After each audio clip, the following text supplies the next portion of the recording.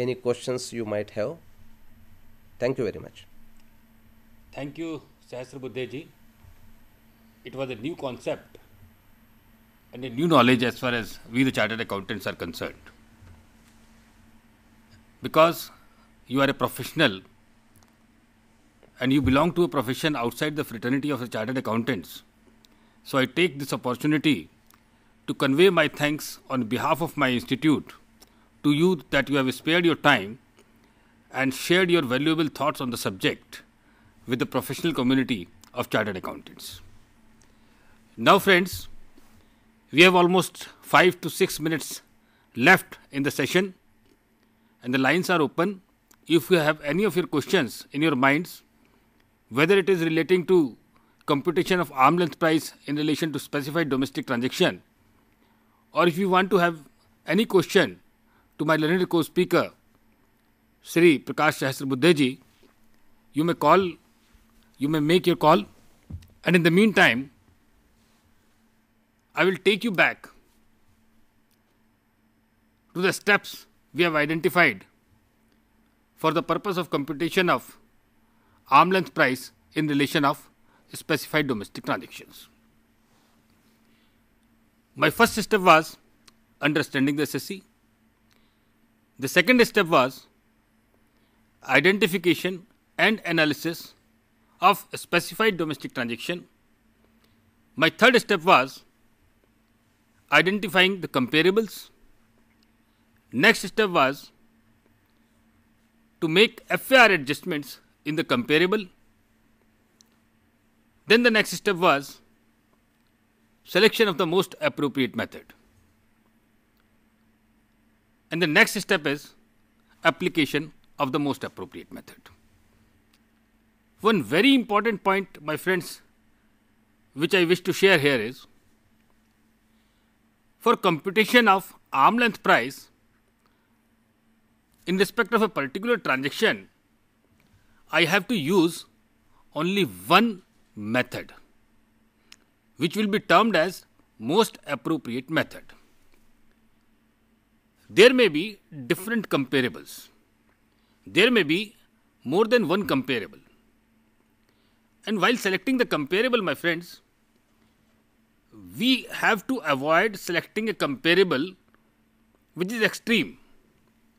When there is an isolated transaction which has been undertaken at very low price, and there may be an isolated transaction which has taken place at abnormally higher price. So that extremes should not be selected.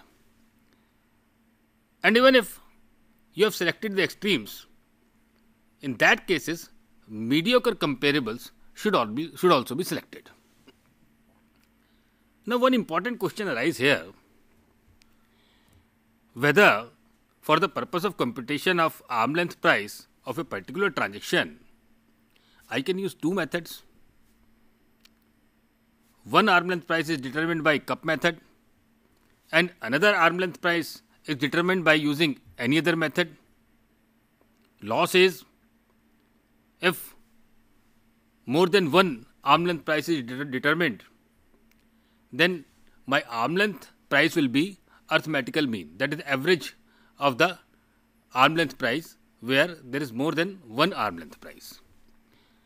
Now, while selecting two arm length prices, whether I can say that one arm length price is arrived at by using cup method, and second arm length price is computed by any other method, maybe resale method or cost plus method, TNMM or whatever it is, and whether I can average it out the arm length price which is computed by two independent methods. The answer is no. Friends, while computing arm length price, we have to choose one method as the most appropriate method, and if there is more than one comparable, then definitely after making FAR adjustments and making application of the formula, there is a possibility of having more than one arm length price. In that case, what I am required to do is, I will average all the arm length price, and the average arm length price will become my arm length price for the specified domestic transaction. If my arm length price is at a variance of 3% from the transacted price of the specified domestic transaction, then transacted price becomes my arm length price. Otherwise, I have to compute my income by using the average arm length price, which is computed by application of the most appropriate method. Friends, I did not cover TNMM method because we have 1 or 2 minutes left with us. So I will briefly discuss what is transaction net margin method. Friends, resale price method can be applied only in case of a trading concern.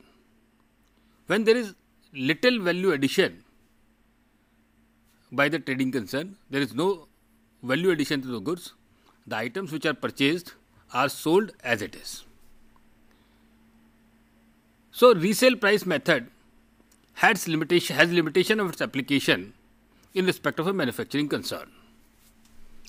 Suppose cup method fails, resale price method fails, sufficient comparables which are similar to the specified domestic transaction could not be found. Cost plus method also fails and profit split method also fails. In that situation, I can apply TNMM method. For all the other 4 formulas to work, for all the other methods to work, availability of comparables, of internal comparables is foremost. If internal comparables are not available except for external comparables which are there in cup method, then working of the formula fails. Now there may be situation when all the purchases in a manufacturing concern are from related party and all the sales are also made to a related party. So in the absence of comparable, will not be able to apply any of the above method. In that case, my friends, profit level indicator in case of TNM method is selected.